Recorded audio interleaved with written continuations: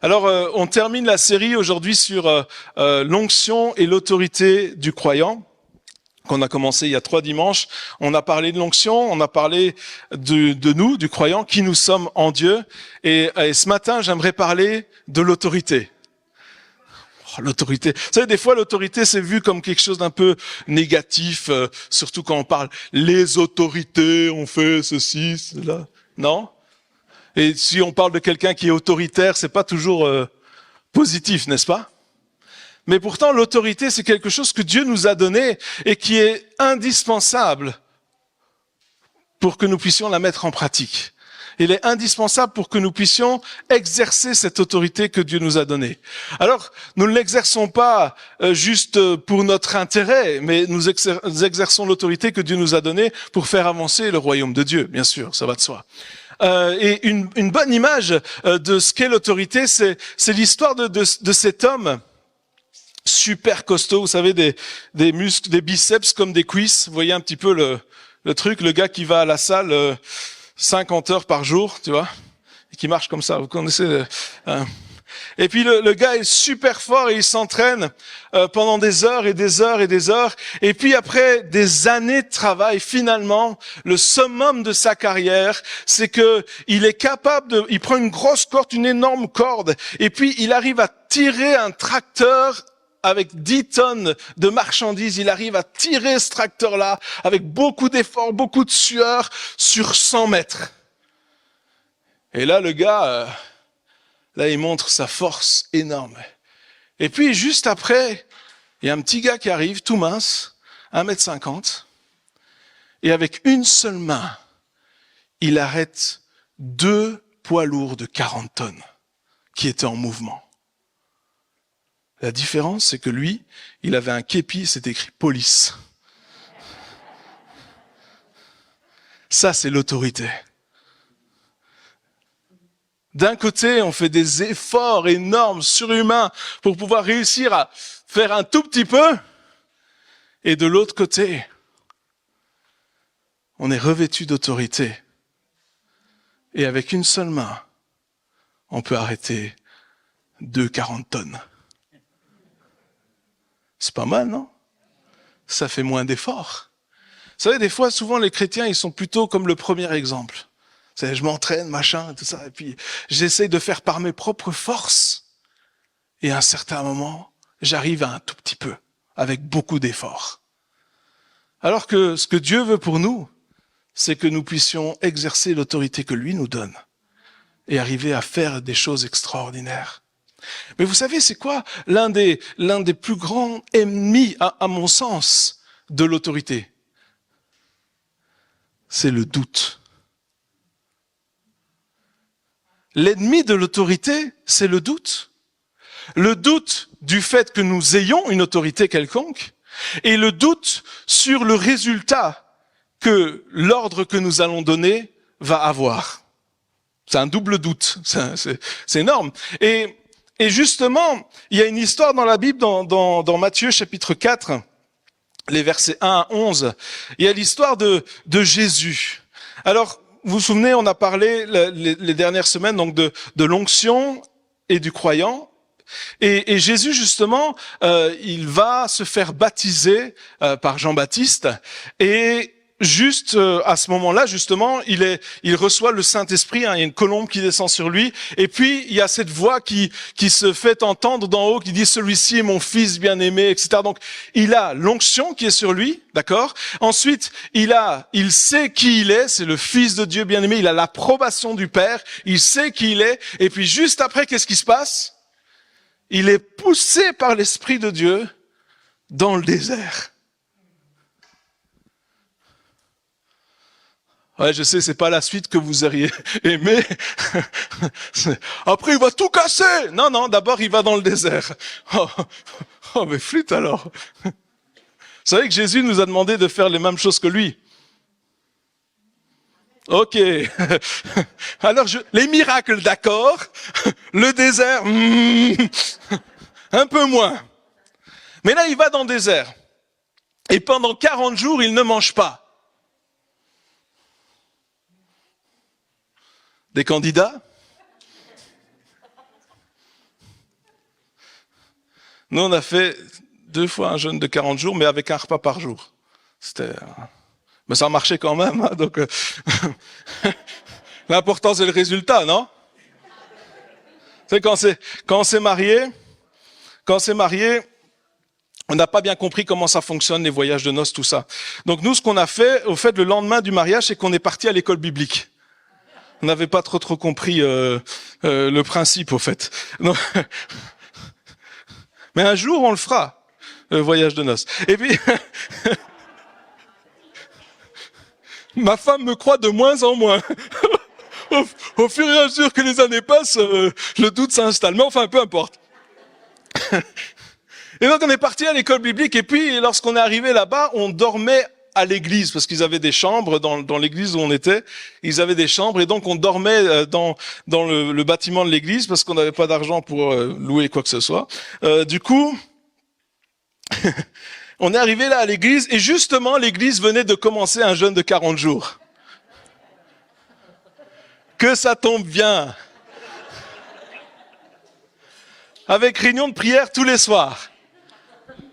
Et puis nous, on pouvait pas dire on n'est pas là, vu qu'on était là, tu vois. Donc c'est pas qu'on avait une excuse. Et puis à l'école biblique, eux, ils avaient des réunions de prière tous les matins. Donc tous les matins, tous les soirs. Enfin, on était super spirituels, hein. Et puis super minces aussi. Ça n'a pas duré longtemps. Et donc. Et là, c'était un jeûne de 40 jours, c'était un repas par jour quand même. Merci Seigneur. Mais là, imaginez Jésus qui fait un jeûne. Qui aime bien jeûner ici? Sans mentir. 40 jours. Qui aime bien jeûner 40 jours? Non, il n'y a plus de main, c'est fini. Et ce qui est marrant dans ce texte, c'est que après 40 jours, Jésus eut faim. Et moi, c'est après 40 minutes, tu vois.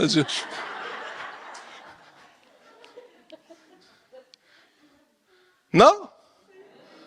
Je sais pas. Comment il se la pète? Non, ok. Non, mais c'était déjà surnaturel. Le fait qu'il n'ait pas eu faim pendant 40 jours. Vous avez déjà jeûné ou pas? Est-ce que vous avez faim? Ah. Moi, je vous dis, après 40 minutes, je me dis, Seigneur, t'es sûr? Je me souviens que quand Dieu m'a dit que je devais épouser Ok. Quand Dieu m'a dit que je devais épouser Isa, j'ai dit, ok, Seigneur, une des confirmations, c'est que je sois capable de jeûner pendant 3 jours. Et des fois, je devrais me taire. J'étais capable de jeûner sans problème pendant 3 jours. Mais j'avais faim, hein. Donc là, Jésus, juste après qu'il ait reçu l'onction et l'approbation du Père, il est envoyé dans le désert. Ça, nous, des fois, on a du mal à comprendre. Hein. Nous, on aime bien l'onction, l'approbation, mais de désert, ça fonctionne pas. Et donc, Jésus est envoyé dans le désert pour être tenté par le diable. Et après 40 jours, il a faim, il a un besoin. Et là, le diable, il arrive et qu'est-ce qu'il dit? Si, ça commence avec si. Le doute, tout de suite, directement. Directement, le diable commence avec le doute. Si tu es le Fils de Dieu. Jésus se dit, oui que je suis le Fils de Dieu. Ça, je le sais. Mais pourtant, le diable, il va venir avec quelque chose que nous savons et il va quand même essayer de le mettre en doute. Vous savez, il y a plein de passages dans la parole de Dieu qui nous parlent de l'autorité que nous avons en Dieu, qui nous parlent des plans, des projets que Dieu a pour nous, n'est-ce pas? Il nous appelle plus que vainqueurs. Et là, une fois qu'il y a une épreuve, le diable vient et dit, si tu es vraiment un plus que vainqueur, parce que là, pour l'instant, tu as l'air un plus que vaincu, mais pas vraiment un plus que vainqueur, ça vous est déjà arrivé ou pas? Hein? Je suis plus que vainqueur en Dieu. Ben, le diable dit, ça se voit pas. Hein, il y a toujours les doutes. Si tu es le Fils de Dieu, alors, écoute, tu vois les pierres là, change-les en pain. T'as faim. Normal, non? Jésus répond, l'homme ne vivra pas de pain seulement, mais de toute parole, de toute révélation qui vient de la bouche de Dieu. Et puis le diable, il dit, ça va, tant pis, je m'en vais. Non, il va continuer. Si tu es le Fils de Dieu, Il l'emmène à Jérusalem. Il dit, ben voilà, jette-toi d'en haut. Jette-toi du haut du temple parce qu'il est écrit. Il est écrit. Il va te protéger, il va faire venir ses anges et tout ça pour que tu te fasses pas mal. Oui, mais Jésus répond, oui, mais il est aussi écrit. Tu ne tenteras pas l'Éternel ton Dieu. Alors le diable l'emmène où? C'est intéressant. Il l'emmène dans un lieu élevé. On voit sur les montagnes, d'autres versions disent dans un lieu élevé. Il n'arrive pas à te faire tomber, alors il t'élève encore plus. Et il dit, regarde, toutes les nations du monde, regarde tous les royaumes de la terre. Tout ça, c'est à toi. Si tu te prosternes et m'adores. 2 secondes, c'est fait. T'as pas besoin d'aller jusqu'à la croix. C'est pour ça qu'il était venu, Jésus, souvenez-vous. Il est venu pour récupérer toutes ces choses-là. Et le diable lui dit, écoute, t'es pas obligé de souffrir. T'es pas obligé d'attendre. T'es pas obligé de passer par une épreuve. T'es pas obligé de passer par la bataille. Je te donne une échappatoire. Simple. Mais tu m'adores, ça prend 2 secondes. Tu te dis, voilà, c'est toi le plus grand, et t'as tout. Et là, Jésus dit, tu adoreras le Seigneur ton Dieu et tu le serviras lui seul. Maintenant, dégage. Vous comprenez, lorsque nous voulons exercer l'autorité, et juste après ça, justement, Jésus a pu commencer son ministère et a pu commencer à exercer l'autorité qui lui avait été donnée. Mais avant cela, il a dû passer par cette épreuve pour que le doute n'ait pas d'emprise sur lui. Et vous savez, je sais pas pour vous, mais quand on prie pour quelque chose, souvent quand on commence même à prier pour quelque chose, la situation elle s'empire avant de s'améliorer. On a l'impression que on n'aurait pas dû prier. Non, ça vous est jamais arrivé. T'arrives, tu fais quelque chose, tu déclares des choses, etc. Et puis tu reviens, et c'est pire qu'avant. Non mais c'est pas possible, c'est quoi ce truc? Parce que le diable, il veut mettre en nous le doute. C'est-à-dire, si vraiment, en fait, quand le diable dit si, il dit, je pense pas que c'est comme ça que ça va se passer. Je pense que, au fait, tu n'es qu'un imposteur. Tu n'es qu'un imposteur. Tu n'es qu'un chrétien du dimanche. Et il n'y a que les vrais chrétiens qui peuvent vraiment prier. Toi, tes prières, c'est des demi-prières. Elles ne comptent pas. D'ailleurs, Dieu ne t'écoute même pas. Il est parti aux toilettes, il a fermé la porte et il ne t'entend pas.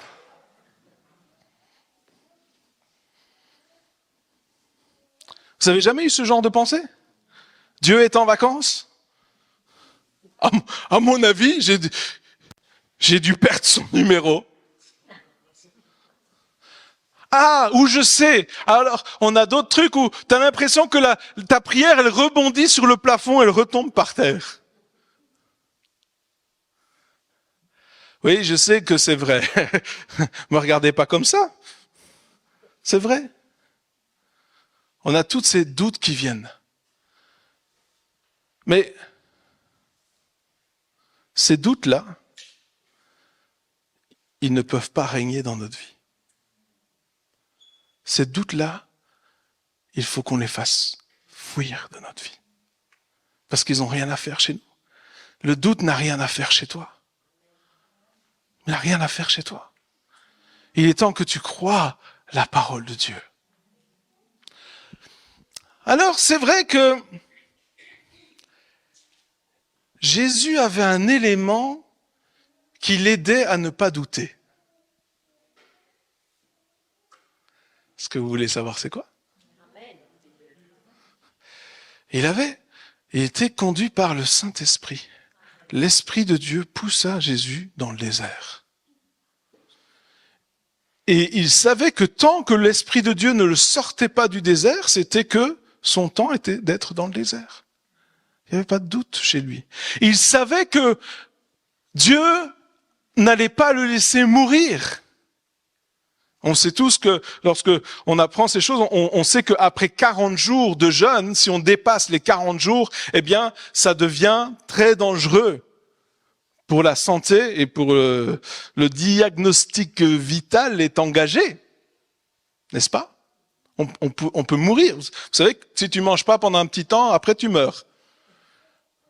Bon, vous savez pas, vous mangez tout le temps, mais sinon... Mais c'est vrai. Le pronostic vital, c'est pas diagnostic, c'est pronostic, voilà. Les bons mots. Mais Jésus savait que Dieu était celui qui lui apporterait la réponse. Et pas le diable. C'était Dieu. Et puis, Jésus avait identifié l'ennemi. Un de nos problèmes, c'est que nous n'identifions pas l'ennemi. Ou plutôt le bon ennemi. Des fois, on se dit, oh, mais lui, c'est ce frère-là, ou c'est cette sœur-là, au fait, tellement on veut, etc. Non, c'est pas ça. Il y en a un qui, son but, c'est de diviser. Et si tu commences à t'en prendre à l'un ou à l'autre, c'est que tu es tombé dans le panneau.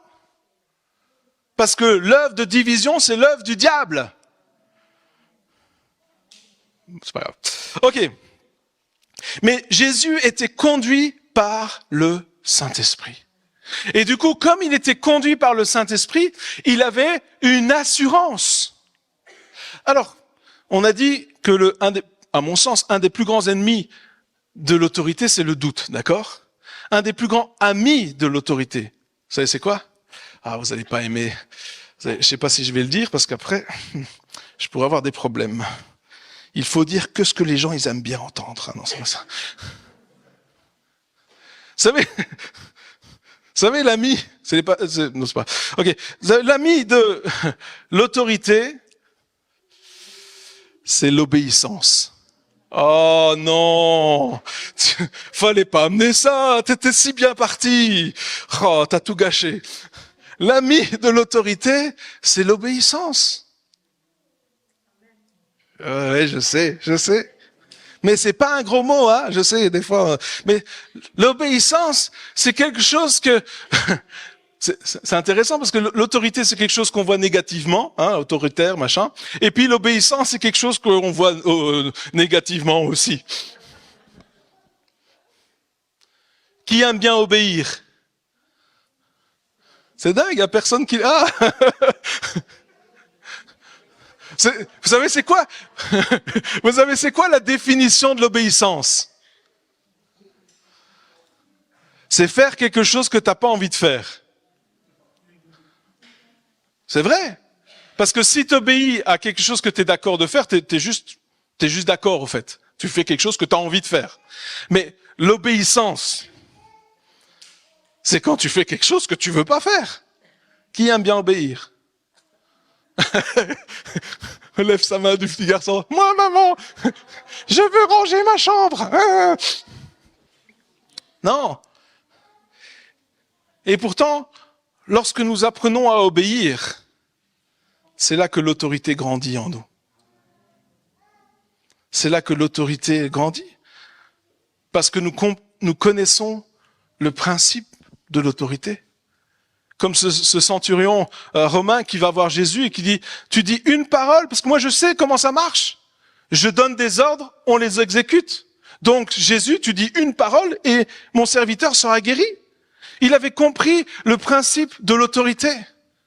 Mais nous, des fois, j'ai l'impression que les gens n'ont pas compris comment ça marche. J'ai vu les gens qui chassaient des démons en criant dessus.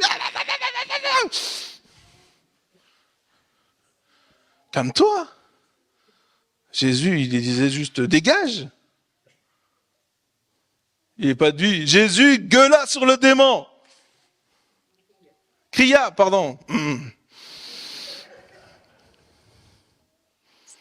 Non. Jésus parla avec autorité. Pas la même chose. Au fait, moins tu as de l'autorité, plus tu vas crier. C'est comme ça que ça marche avec les enfants. Quand tu es obligé de crier pour leur demander de faire quelque chose, c'est que t'as pas beaucoup d'autorité. Oh, je suis de moins en moins aimé.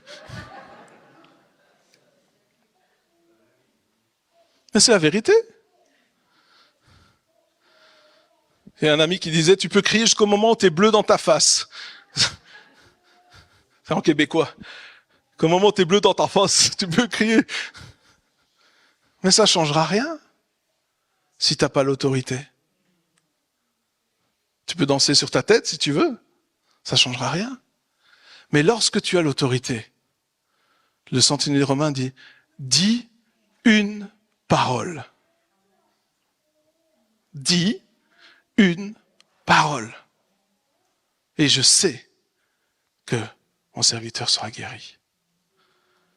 Est-ce que vous voulez devenir des chrétiens qui disent une parole? C'est top quand même, non? Au lieu de vider toutes tes glandes salivaires, une parole. Vous savez, on a besoin de comprendre que l'autorité, elle ne vient pas de nous, mais elle vient de lui. Quand tu penses que c'est toi, souvenez-vous de cette image que j'ai dit tout à l'heure avec le policier. Comment est-ce que je sais que c'est un policier? Grâce à son uniforme, n'est-ce pas? C'est pas si je vois le policier sans son uniforme et que je ne le connais pas, je vais pas lui obéir. Pourquoi je lui obéirais? Il n'a pas son uniforme. D'accord? La Bible nous dit que nous sommes en Christ. En Christ. Donc, c'est lui, nous sommes en lui. Ça veut dire pourquoi est-ce que nous avons l'autorité? Parce que nous sommes en lui, comme le policier est, si on veut parler comme ça, en son uniforme. Vous comprenez? Lorsque le démon, il arrive, celui qui voit en premier, c'est pas nous. C'est Christ. Christ vit en nous, mais nous sommes en Christ. C'est lui qui a l'autorité.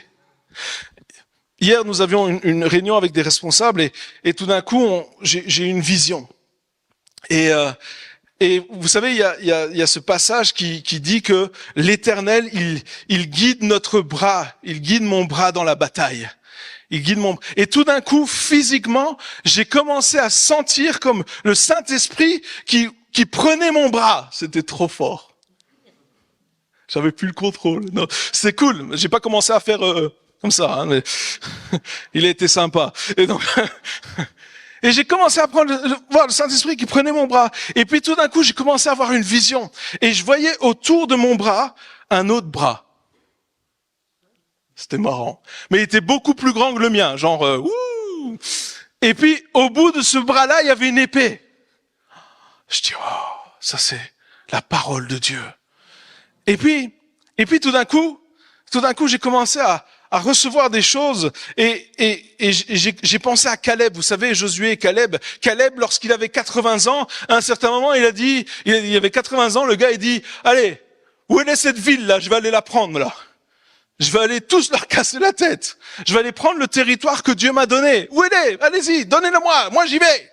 Je me dis, mais comment est-ce qu'il peut dire ça à 80 ans? Parce qu'il avait compris le principe. C'est pas lui. C'est Dieu au travers de lui. Et au fait, dans la tête de Caleb, la défaite n'existait pas. C'était même pas une perspective. C'était juste, il savait qu'il allait avoir la victoire. Combien d'entre vous aimeriez rentrer dans chaque combat de votre vie en sachant que vous allez gagner?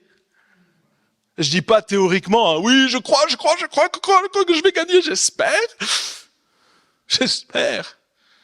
Vous savez, c'est quoi la différence entre l'autorité et le doute? Le doute, c'est, Seigneur, s'il te plaît, s'il te plaît, s'il te plaît, s'il te plaît, viens agir, s'il te plaît, s'il te plaît, s'il te plaît.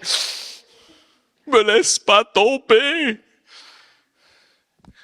Et l'autorité, c'est, Seigneur, merci parce que tu as déjà agi. Voyez la différence?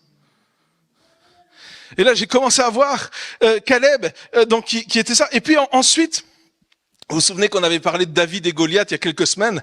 Et là, j'ai vu David et je voyais le petit David, mais qui était dans un grand Dieu. Donc, je voyais, vous savez, comme j'avais vu un bras au-dessus de mon bras, je voyais un corps, un énorme, genre plus géant que le géant Goliath, David était dans ce corps-là. Et puis, je voyais ce géant prendre la pierre et faire.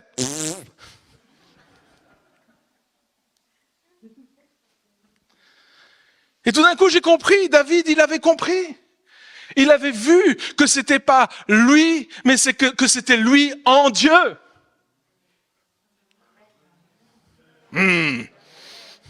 Et ensuite, je continue. Et ensuite, j'ai vu que nous, peuple de Dieu, chrétiens, nés de nouveau, tout d'un coup, on commençait à ouvrir les yeux et qu'on commençait à réaliser que c'était pas juste nous, mais nous en Dieu. Et je voyais une armée de petits chrétiens qui étaient dans un grand Dieu et qui avançaient et que rien ne pouvait les arrêter. Et il est temps de réaliser. Et puis une autre personne qui était là hier durant la réunion, elle dit: ah mais justement, j'ai reçu aussi un passage qui disait, dans le psaume 118, je vais le lire parce que c'est top. Dans le psaume 118, au verset 8, il dit: mieux vaut chercher un refuge en l'Éternel que de mettre votre confiance dans l'homme. Verset 9, mieux vaut chercher un refuge en l'Éternel que de mettre votre confiance dans les grands. Donc David parle de refuge, d'accord? Donc là, il est dans un refuge, ok? Et alors qu'il est dans ce refuge, verset 10, toutes les nations m'entouraient. Au nom de l'Éternel, qu'est-ce qu'il dit? Je les taille en pièces. Où est-ce qu'il était? En l'Éternel. J'ai trouvé mon refuge en l'Éternel. Des fois, on a l'impression qu'on doit sortir de la présence de Dieu pour aller se battre. Vous comprenez? Tu recharges tes piles, machin, dans la présence de Dieu et tout, et après tu sors et tu dis: ok, ça y est, je suis là. Salut. Je suis tout seul. Au secours. Non, je sais, ça vous est jamais arrivé. C'est juste moi. Alors que Dieu nous dit: reste en moi et avance avec moi. Et lorsque nous avançons en Dieu, qu'est-ce qui peut nous résister? Rien. Jésus, il avait une bonne raison de ne faire que ce qu'il voyait faire le Père. Parce qu'il savait que s'il essayait de faire autre chose, il allait se planter. Combien de fois on est sorti de la présence de Dieu pour essayer de faire nos propres trucs? Et on s'est dit: mais pourtant, j'applique les principes de l'autorité. J'ai dit la formule magique au nom de Jésus. Ça doit forcément marcher. Si tu dis au nom de Jésus à la fin d'une prière, logiquement, ça marche. Si tu l'oublies, là, c'est pas.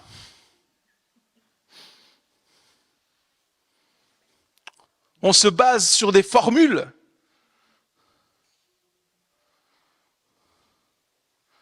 Au lieu de rester en lui.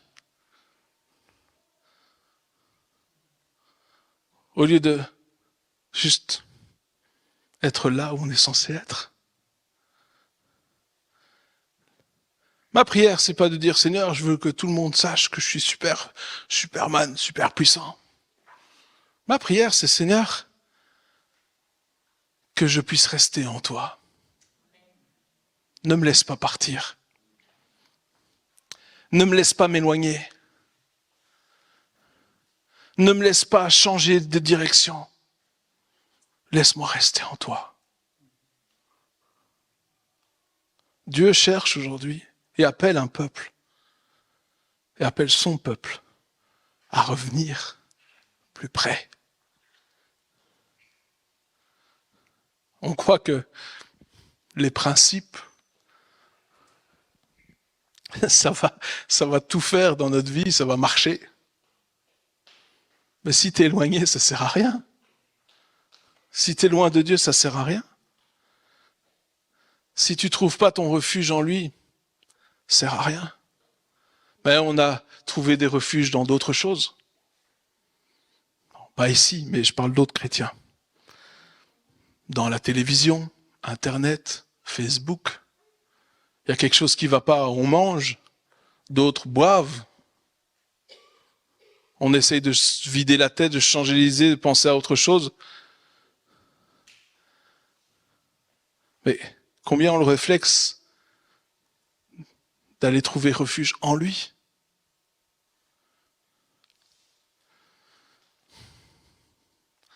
On pense des fois que c'est notre connaissance qui va nous sauver. On réalise pas qu'on connaît vraiment pas grand-chose. Hein. Allô? Des fois, tu crois que parce que tu as étudié, tu connais tout. Le jour où tu crois que tu sais tout, c'est à côté de la plaque. Hein. Moi, plus j'avance avec Dieu, plus je me rends compte que je n'ai rien du tout. Je ne sais pas si vous êtes comme ça, mais ça fait plus de 30 ans que je suis chrétien, plus de 20 ans qu'on est dans le ministère. Je découvre des choses tous les jours. Eh bien, ben ça alors, si j'avais su plus tôt, ça m'aurait épargné plein de trucs. Mais on trouve la réponse en lui. Parce que Dieu nous appelle et il nous a donné cette autorité. Et le Saint-Esprit, il est là pour nous enseigner. Il est là pour nous guider, pour nous conduire, pour nous édifier, pour nous aider à prier. Vous savez, dans Jude, au verset 20, il est dit de prier par le Saint-Esprit. Vous savez ce que ça veut dire, prier par le Saint-Esprit? Je vais vous dire. Ça veut dire, quand tu vas commencer à prier pour quelque chose, pour intercéder pour quelque chose, tu t'apprêtes à intercéder, ok? Tais-toi. Quoi? Si, je t'assure, tais-toi. Non, jamais! Et écoute. Et laisse le Saint-Esprit te conduire. Vous allez voir que les résultats seront différents. On faisait un séminaire il y a quelque temps en France et je leur ai dit, ok, ils voulaient apprendre à prier pour les malades. Alors j'ai dit, ok, on va faire une méthode que vous avez jamais faite avant. Ah bon? Oui. Alors, avant de prier pour le malade, taisez-vous. Non mais ça va pas ou quoi? Moi je connais tous les passages bibliques sur prier pour les malades. Donc je vais tous les citer. Ah, au cas où il y en a un qui fonctionne, on va tout citer. Non, tais-toi. Et écoute ce que le Saint-Esprit a à dire.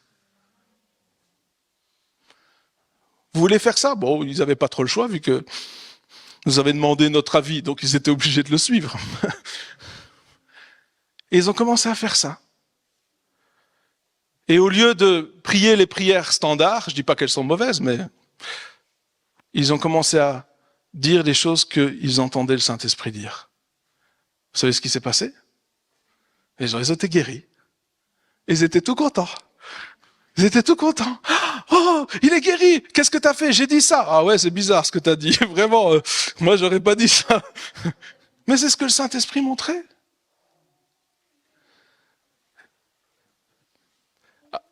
À votre avis, le plus important, c'est de prier bien, enfin, je veux dire, faire une belle prière ou avoir du résultat?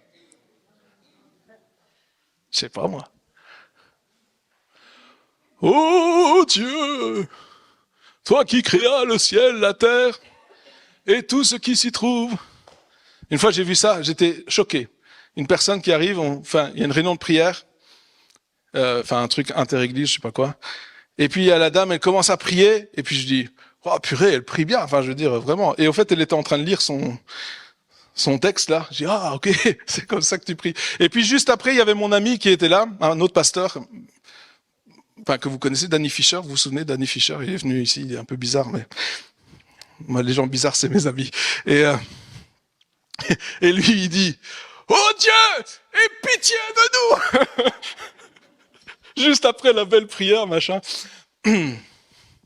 C'est quoi le plus important? Vous savez, des fois, excusez ce que je vais dire, mais des fois on est tellement amoureux de la forme et on oublie que le fond c'est le principal. Ce que Dieu il regarde, c'est quoi?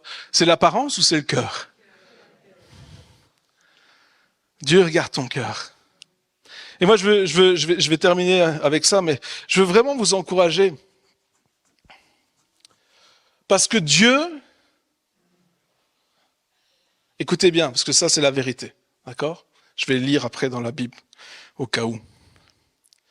Dieu veut toujours agir.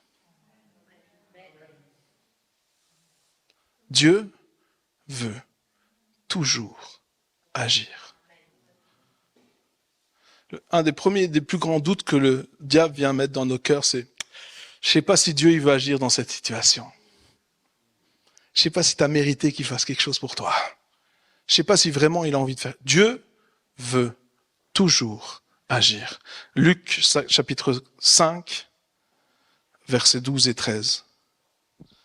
Jésus était dans une des villes, et voici un homme couvert de lèpre, l'ayant vu, tomba sur sa face et lui fit cette prière. Seigneur, si tu le veux, tu peux me rendre pur. Jésus étendit la main, le toucha et dit, je le veux. Sois pur. Je le veux.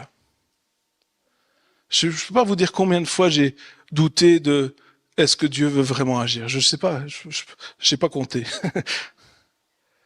Mais à chaque fois que je venais me réfugier en Dieu et que je lui posais la question, toujours il a dit, je le veux. Est-ce que vraiment, Seigneur, je le veux? Est-ce que vraiment tu t'inquiètes? Je le veux. Pour toutes les choses, des fois on pense que c'est que des choses spirituelles qu'on peut demander à Dieu. Excusez-moi, mais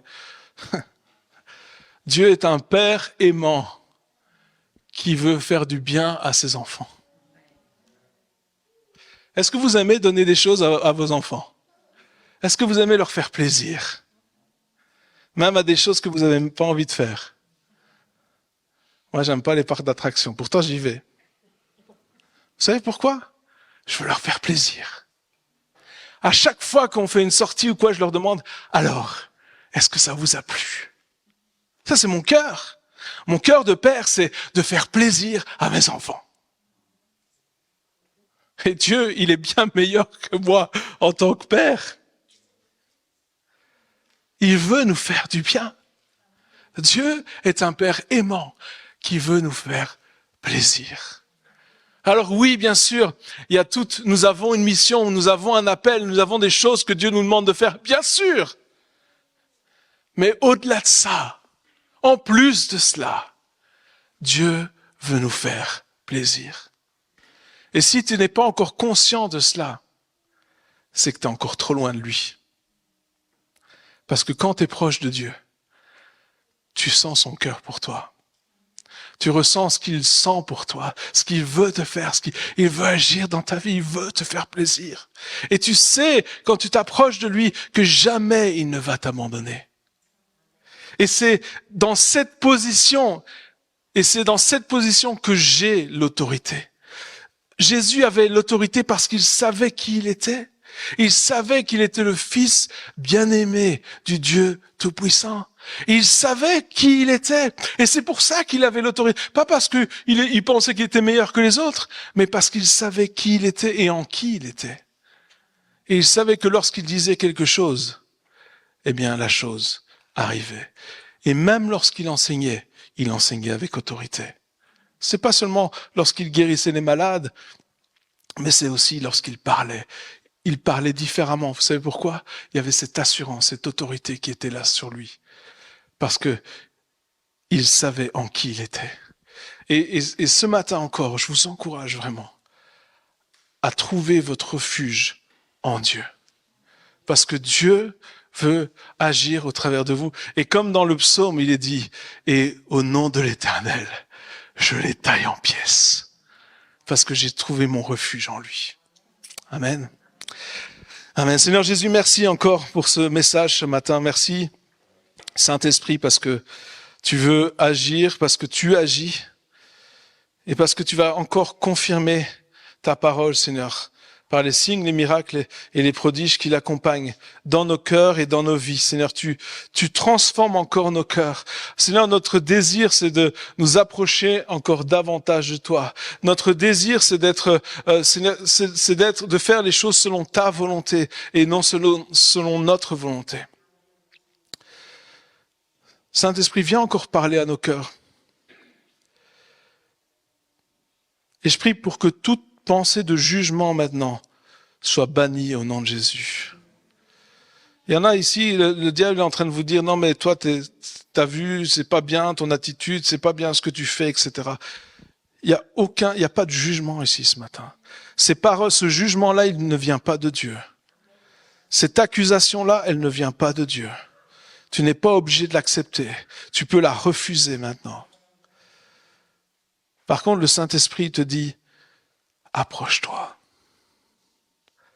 Approche-toi. Je t'accueille.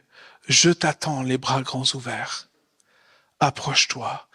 Rien ne peut t'empêcher de venir près de moi. Alors approche-toi. Viens trouver un refuge en moi et tu verras comment tes ennemis seront taillés en pièces. Seigneur, je te remercie parce que tu es le Dieu qui est plus grand que tout. Tu es le Dieu fort et puissant, le vainqueur dans la bataille. Tu es le Dieu vainqueur. Et Seigneur Jésus, nous sommes dans ton armée. Nous sommes dans ton camp. Et nous savons qu'avec toi, nous ferons des exploits. Au nom de Jésus. Amen. Amen. Que Dieu vous bénisse.